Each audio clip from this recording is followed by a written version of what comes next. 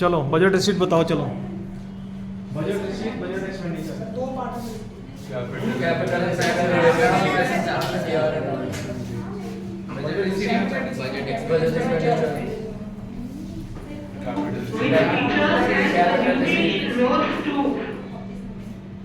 Receipt, budget expenditure.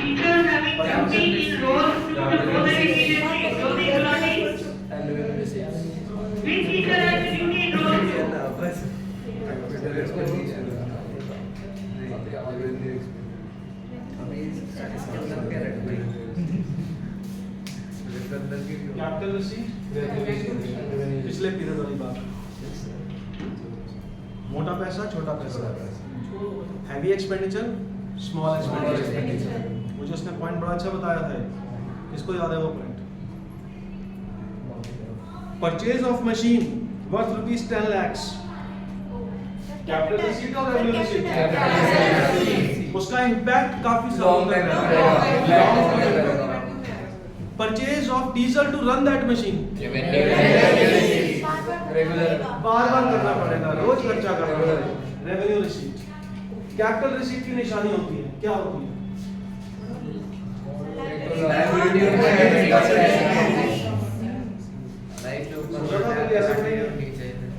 Technical subject, सारे answer सही कर रहे हैं। लायबिलिटी बढ़ जाएगी या एसेट? और लायबिलिटी बढ़ने के एग्जांपल हमने पढ़े हुए। कौन कौन से example? Borrowings, borrowings from central bank,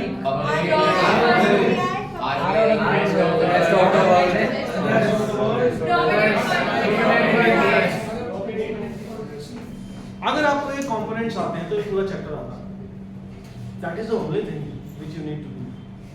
ये कंपोनेंट्स आते हैं।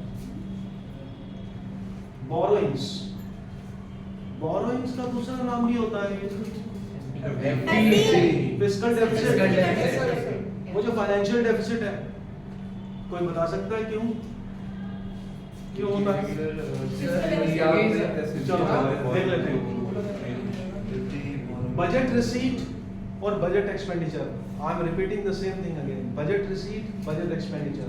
जितना पैसा इकट्ठा हुआ गवर्नमेंट के पास, that is called budget receipt. और कितना पैसा गवर्नमेंट ने खर्च किया, बजट एक्सपेंडिचर। Budget expenditure. अगर 1000 रुपया इकट्ठा हुआ और 1200 रुपए खर्च कर दिए, 200 रुपीज का फिस्कल डेफिसिट। इस डेफिसिट बजट को बैलेंस बनाने के लिए कितना पैसा बाहर से लेना है? 200। बोरोइंग्स, वो बोरोइंग्स ही फिस्कल डेफिसिट है, दोनों के अमाउंट से। ठीक है? सो दिस इज कॉल्ड एफडी और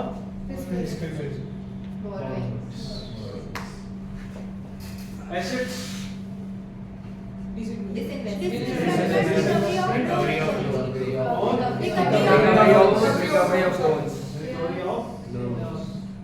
बार बार करके याद हो जाता है।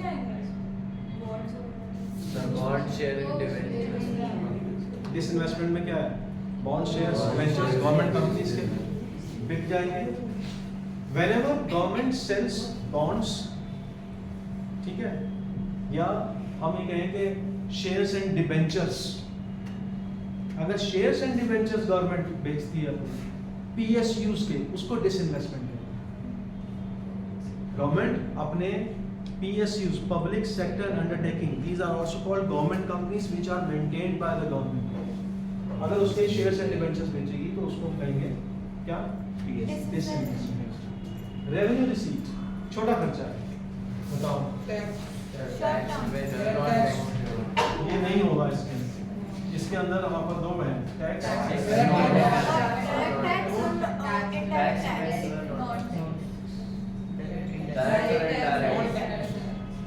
इनडायरेक्ट। क्वेश्चन बार बार एक पूछा जाता है, differentiate between direct taxes and indirect taxes. Direct taxes, the burden cannot be shifted to some other person, or indirect taxes can be shifted to other person। Direct tax के example, property tax, sales tax, indirect tax के example sales tax, GST.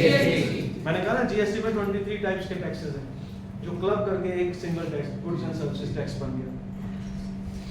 Non tax के अंदर बहुत सारे items हैं, 7 items मैंने लिखवाए थे जिसमें exchange, special assessment, interest, dividends, ये सारा पैसा गवर्नमेंट के पास आ रहा है। एक्सचेंज क्या होता है? किसी का लीगल है नहीं होता कि प्रॉपर्टी गवर्नमेंट की हो जाती है। Escheat means when the person is not having any legal heir, the property after the specified period of time will go to the government. Special assessment means increase in the property due to some activities undertaken by the government. The government levies some tax on that. अगर special assessment tax है तो उसको हमने tax की form में क्यों नहीं लिया, डायरेक्ट उसको नॉन टैक्स की फॉर्म में क्यों रखा है? रेगुलर नहीं है, रेगुलर पेमेंट नहीं है।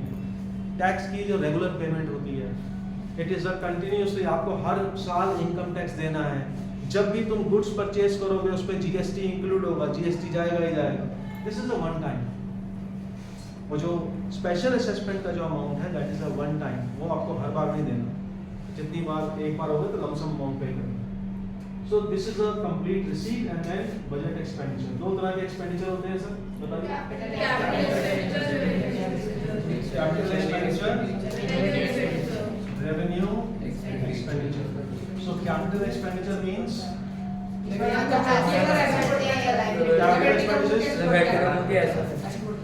क्या बोल तुम्हारा बोलो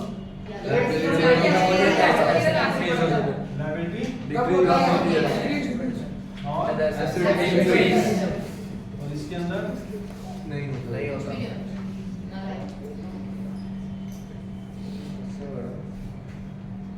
construction of roads, dams, bridges, flyovers, purchase of heavy equipments. और मैंने तुम्हें घुमाने के लिए क्वेश्चन दे दिया, सेट ए और सेट बी के, ये मैं काट के भेजूंगा इसमें से एडिट मार के। सेट ए में आपने आइटम बताना है कि बजट एक्सपेंडिचर है, रेवेन्यू एक्सपेंडिचर है या क्या है इन चारों में से। परचेज ऑफ टैंक्स, क्या sir? Purchase of tanks, capital, purchase of fighter equipments,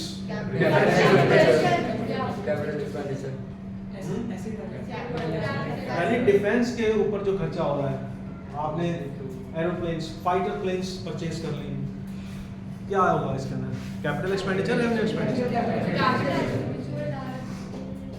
revenue and expenditure made and यहाँ आ जाते and expenditure made by the government on defence administrative expenses.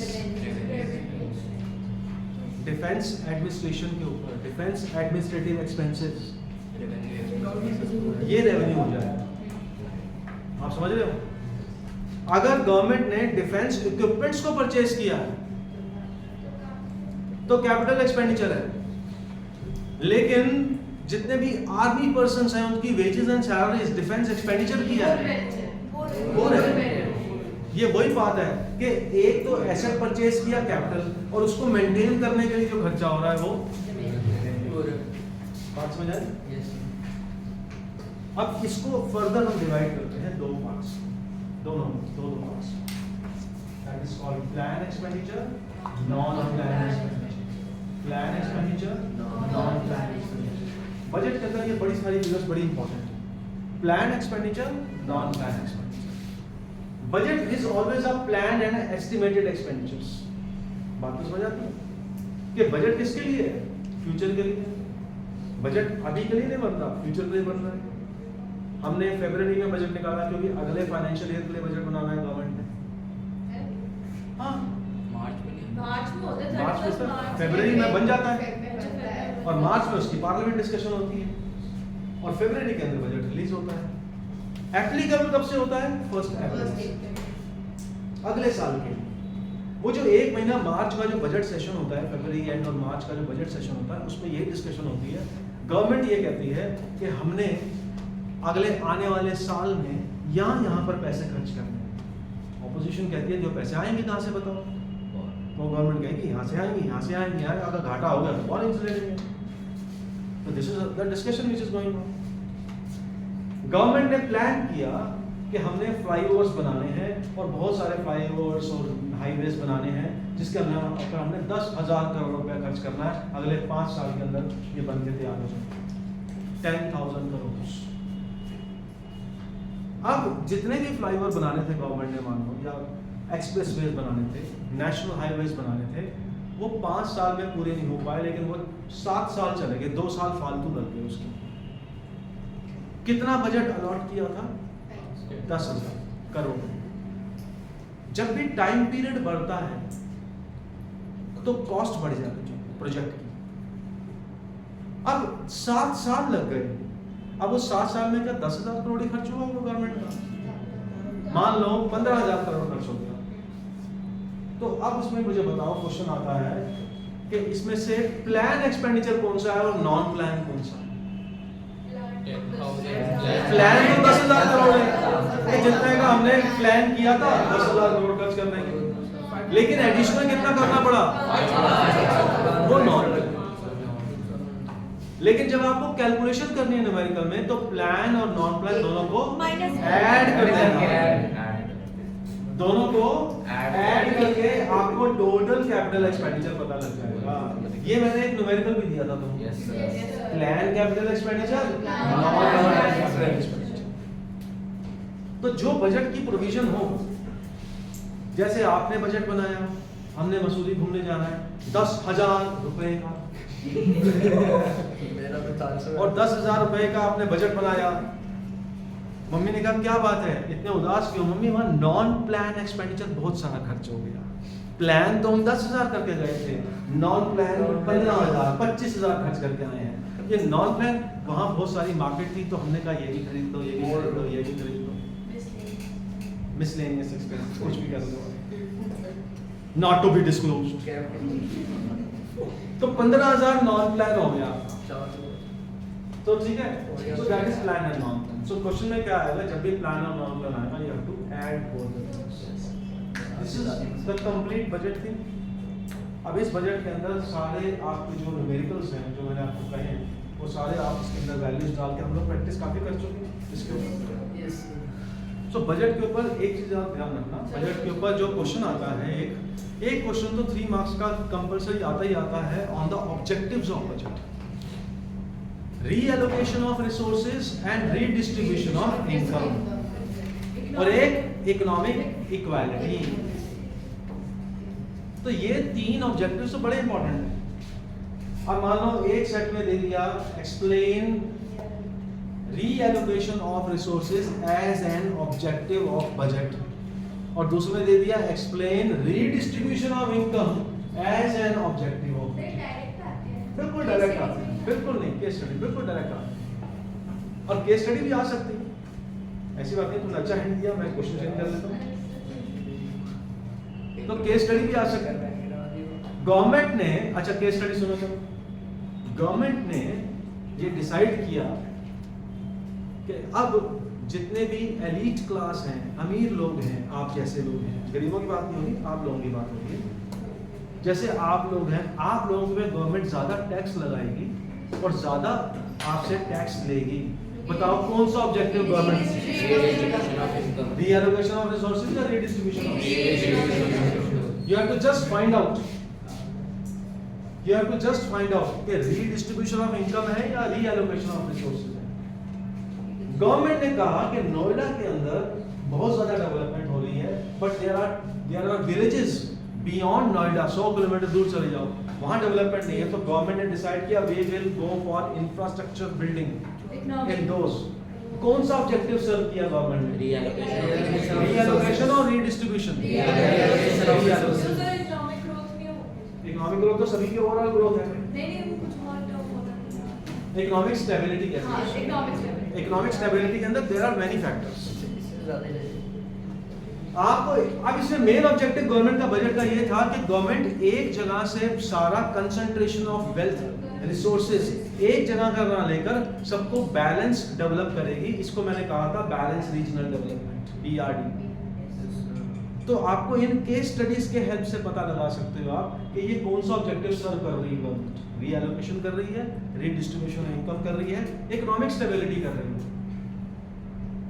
तो ये एक ऑब्जेक्टिव का क्वेश्चन आ गया। दूसरा क्वेश्चन जो आपको बहुत बार आता है, बोर्ड में हर बार पूछा गया है, एवरी ईयर, ये 4 आइटम्स हैं आपके और आपको आइटम वाइज बताना है विद रीजंस, और इसके रीजंस ये सारे रीजंस हो गए। और आपको बताना है कैपिटल रिसीट है, रेवेन्यू रिसीट है, कैपिटल एक्सपेंडिचर है, रेवेन्यू एक्सपेंडिचर है। 6 मार्क्स का क्वेश्चन आता है, मान लो 6 आइटम सेट ए दे दी और 6 आइटम सेट बी में दे दी, तो आप कर सकते हो। Yes, sir. 1 mark each, but you have to give reasons. अगर आप रीजन नहीं देते तो हाफ मार्क घटता है उसमें। तो यानी आपको हर एक के साथ आधा आधा करना है। बात समझ आई? Yes. So this is the second type of question which. और तीसरा टाइप का क्वेश्चन जो बजट में आता है वो आता है न्यूमेरिकल, जिसके अंदर आपको एफडी और प्राइमरी डेफिसिट निकालना है। मैंने बड़े सारे न्यूमेरिकल। अब मेन पॉइंट पे आ रहा हूं मैं इसके एक्चुअली, जो मैं आपको शुरू से कह रहा हूं कि ये चैप्टर 26 नंबर का है, मैंने तो 6 नंबर कराए हैं, 20 का प्रोजेक्ट और ये 20 का प्रोजेक्ट है। ये प्रोजेक्ट के लिए बेस्ट चैप्टर माना जाता है, ये प्रोजेक्ट के लिए बेस्ट चैप्टर माना जाता है। आप चाहे तो वैसे होगा क्या, मैं बताऊँ। हम लोग क्या करते हैं, वी गिव द लिस्ट, और लिस्ट के बाद आप लोग उसमें से चूज कर सकते हैं। तो जिसका बजट टॉपिक मतलब अच्छा हो वो बजट चैप्टर लेगा। उसका रीजन है, प्रोजेक्ट के अंदर सीबीएसई एग्जामिनर जब आता है, दे आस्क क्वेश्चंस। अगर आपको इसका बेसिक फंडा समझ आ गया तो ये बड़ा अच्छा चैप्टर है बजट का, क्योंकि इसमें लेटेस्ट डाटा आपको बजट का मिल जाता है। गूगल करोगे हर साल का बजट, उसका रीजन एक ये भी है, आपके एग्जाम्स जो होंगे वो मार्च में होंगे, आपका जो प्रैक्टिकल एग्जाम होगा वो फरवरी में होगा, और वही फरवरी का महीना बजट का होता है, और उस टाइम लेटेस्ट बजट आया होता है। और गवर्नमेंट और जो एग्जामिनर है इमीडिएटली आस्क, आपको क्या लगता है what are the new things in this budget, और आपके पास हर फ्लडेड इन्फॉर्मेशन होती है सारी, तो उस तरफ यही चर्चा चल रही है बजट की, गूगल में भी यही आ रहा है, न्यूज़पेपर्स में भी आ रहा है, और वहाँ से उठाते हो सारा का सारा एक एज इट इज लगा देते हैं, and you can actively discuss. Otherwise जो बाकी चैप्टर्स हैं ना, अगर आप उसके अंदर जाओगे तो उसके अंदर इतना इकोनॉमिक्स डिटेल में चले जाएंगे तो एग्जामिनर उसमें खींचेगा बहुत। इसके अंदर सीधा टू द पॉइंट एग्जामिनर आपसे बात करेंगे कि इस बार गवर्नमेंट का बजट में रेवेन्यू रिसीट्स क्या है, गवर्नमेंट के बजट में कैपिटल रिसीट्स क्या करने वाली है। आप बोलिए कैपिटल रिसीट्स गवर्नमेंट की इस बार तो यही है कि गवर्नमेंट बहुत सारा पैसा बोरिंग से लेने वाली, क्योंकि गवर्नमेंट का भी ये लोन अप्रूव हुआ, गवर्नमेंट ने आईएमएफ से रिक्वेस्ट करी थी, वहाँ से भी पैसा आया।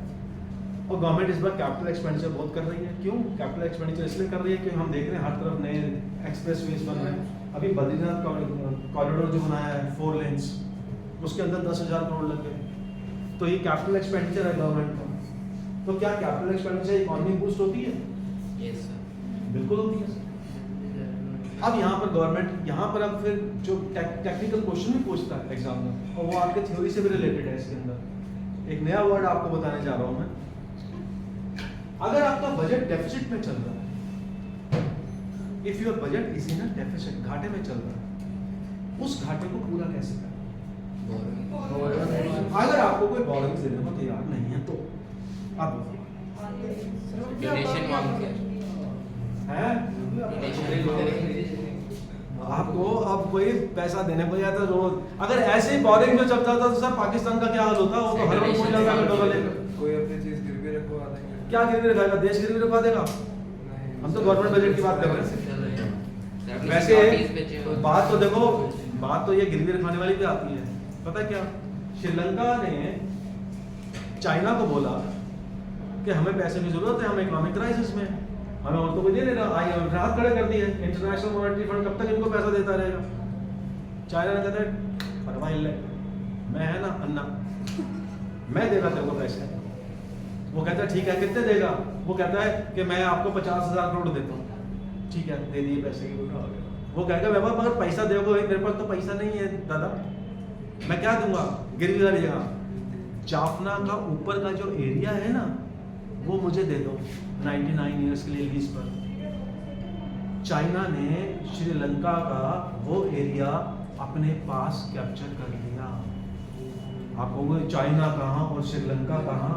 चाइना ने अपना साउथ सी एशिया के लिए पैसिफिक जो इंडियन ओशन है उसमें अपना बेस बनाया, defence base, and that is a threat to the Indian government. हम उसको बनाने नहीं देना चाहते थे और यहाँ से फिर वो पॉलिटिकल इश्यूज शुरू हो जाए। This is how the international economics comes in. ये बड़ा सीवियर फैक्टर है। एनीवे, मान लो कि लोन देने को तैयार नहीं है। हाँ जी सर। मनी प्रिंट का ये सरकार ऑर्डर। अरे भूल जाते हो यार, गवर्नमेंट के पिछले वाले छोटे कमरे में एक मशीन रखी है, चल गई, ऑन कर, छचा और उसका छका छक गर्मा गर्म नोट छप रहे। लेकिन क्या वो नोट छपते ही चले जाएंगे? उसकी एक लिमिट होती है। हम अगले चैप्टर में पढ़ने वाले हैं इसको कि गवर्नमेंट कितने नोट छाप सकती है। This process of printing of currency notes to finance the deficit is called deficit financing. नया वर्ड आपके जीवन में आ रहा है, डेफिसिट फाइनेंसिंग। क्वेश्चन है what is deficit financing? Deficit का मतलब होता है घाटा। इस घाटे को फाइनेंस कैसे किया जाएगा? Printing of new currency. One mark. Deficit financing. Will deficit financing solves the problem permanently?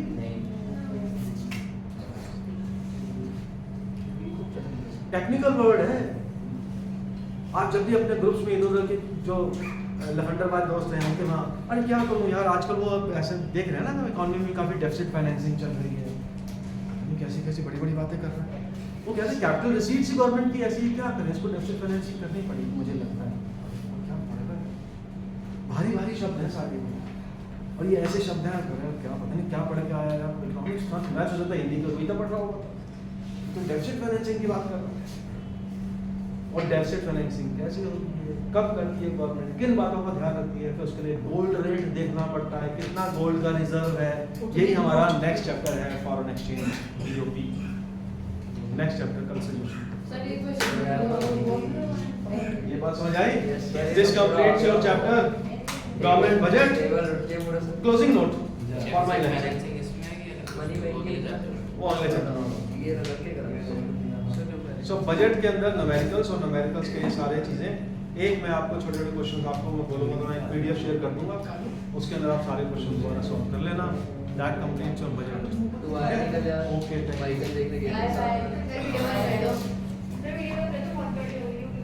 नहीं, खुद ही बंद हो गई। बंद ही हो गया है।